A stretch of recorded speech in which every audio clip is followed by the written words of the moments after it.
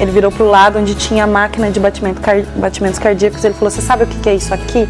Eu falei, sim, são os meus batimentos. Ele falou, não, isso aqui é um resumo da vida. Eu falei, como assim? Aí ele foi com o dedo na máquina de batimentos, assim. Na vida, ele falou assim, se na vida você não tiver altos e baixos, você morre. E ele falou assim, um dia você vai entender porque você está passando por isso hoje. Você só não pode desistir agora. Eu estava vendo muitos casos de pessoas tirando a própria vida muito cedo, assim como eu tinha tentado, muito cedo. E eu senti que estava na hora de falar. Porque assim, quando a gente vai falar, dá muita vergonha. Se expor às vezes a família, uma dor interna, algo que às vezes ainda não está 100% curado dentro de você, dói. Eu acredito que nada é por acaso, tudo tem um propósito. E eu tinha a minha dor. Ou eu abraçava ela e fazia alguma coisa com isso, ou eu morria junto com ela. Hoje eu ainda estou em tratamento, né? Acho que é importante essa ressalva das pessoas acham que nunca vão sair disso. Eu acredito sim na cura da depressão. Estou ainda em tratamento, mas hoje eu não sou nem sombra da pessoa que eu era, graças a Deus. Então esse acho que é o primeiro passo para você que quer uma cura para a depressão, é procurar o seu problema e procurar o problema do seu problema. Então hoje com a minha mãe eu tenho uma relação normal, a gente conversa, eu peço conselhos, orações, nós não tocamos muito no assunto porque eu acredito que doa mais nela do que em mim. Eu não sou mãe, não sei se você é mãe, mas talvez você como mãe entenda que eu acredito que quando uma mãe erra com o filho, ela sente a dor dela e do filho. E eu demorei muito tempo para entender isso.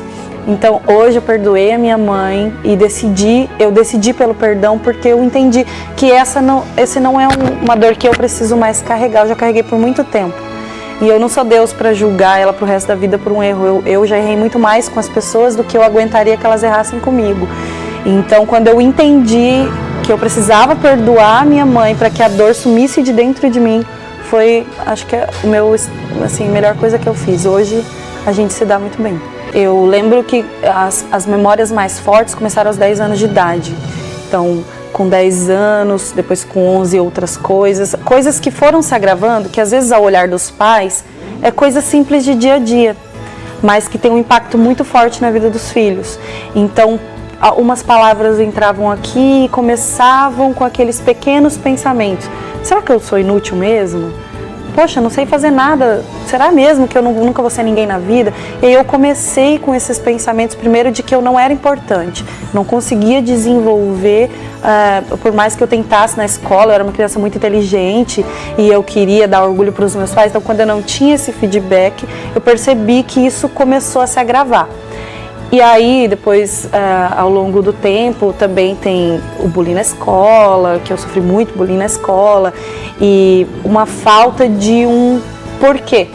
Eu comecei a ter esses pensamentos, tipo, por que eu tô aqui? Eu não via um depois. A gente subestima muito o que a gente pode fazer em um ano, uma década, né? Você não consegue olhar além. Então eu não via um propósito. E aí foi que eu comecei a achar que não faria diferença não estar aqui. Eu pensava, meus problemas vão acabar, os problemas dos meus pais vão diminuir, eu não vou mais ter problema na escola. Então esse negócio de eu começar a achar que eu não valia e que ninguém se importaria se eu fizesse isso. O que é muito errado, né? Porque na verdade quando você tenta suicídio, quando você consegue, infelizmente, não é você que morre, não é só a dor que morre. As pessoas ao seu redor morrem junto com você. Eu não me culpo hoje por ter sentido o que eu senti. Eu me culpo por não ter tentado mais, por não ter ouvido mais e não ter falado mais. Isso é até uma coisa que eu queria muito ressaltar. Para você que estiver em casa, fale. Você precisa falar. As pessoas precisam saber o que está acontecendo dentro de você. Porque às vezes as pessoas falam, ai, acham que é mimimi, acham que é frescura, ninguém vai me entender. Alguém vai te entender. Alguém vai parar e vai prestar atenção no que você tem para falar. Não só a família, às vezes o CVV, às vezes alguém de fora, um amigo, entendeu? Então eu me culpo por não ter falado mais naquela época. Talvez se eu tivesse procurado ajuda, eu tivesse tentado fazer alguém me entender, Porque é aquele negócio do trauma, né? Cada pessoa tem um copinho de trauma que ela consegue aguentar a dor. Não tem como eu mensurar a minha dor com a sua ou com de outra pessoa. Então talvez ela não entenda a sua dor, mas ela pode conseguir fazer você enxergar além daquele blank da depressão. E eu sei que tem gente que às vezes pensa que ninguém se importa. Eu sei que às vezes você pensa que ninguém se importa com você. Existem pessoas que se importam.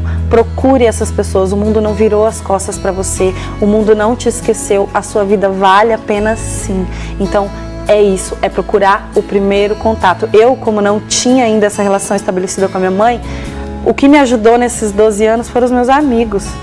Eu acredito muito em propósito de Deus, sou cristã, e acredito que talvez a minha mãe sentia tanta dor que ela não conseguia ver a minha, mas Deus colocou pessoas no meu caminho que viram. Então eu acredito que procurar amigos, pessoas que estão próximas de você. É quando eu tentei o suicídio, após isso eu estava no quarto do hospital e depois que a minha tia saiu de uma conversa comigo, o médico entrou com a prancheta, muito calmo, e ele falou assim: por que você fez isso sendo tão jovem?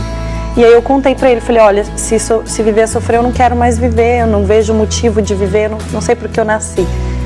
E aí ele pegou e falou muito calmo assim, ele virou pro lado onde tinha a máquina de batimentos cardíacos, ele falou: você sabe o que é isso aqui? Eu falei: sim, são os meus batimentos. Ele falou: não, isso aqui é um resumo da vida. Eu falei: como assim? Aí ele foi com o dedo na máquina de batimentos assim. Na vida, ele falou assim: se na vida você não tiver altos e baixos, você morre. E aí na hora eu comecei a chorar e ele olhou pra mim e ele falou assim: um dia você vai entender por que você tá passando por isso hoje. Você só não pode desistir agora. E ele saiu do quarto. Quando a enfermeira veio pra trocar a minha sonda, eu perguntei o nome dele. Eu falei: eu queria agradecer o médico, você pode me falar o nome dele? Ela falou: qual médico? Ele ainda não veio te ver. Eu falei: o médico acabou de sair daqui, será que não era um enfermeiro? Ela falou: como ele era? E aí eu dei as características físicas dele. E naquela hora ela falou assim: amada, eu tô aqui fora do seu quarto o tempo inteiro e ninguém entrou aqui. Então, era Deus falando com você. E por muito tempo eu não entendi o meu milagre.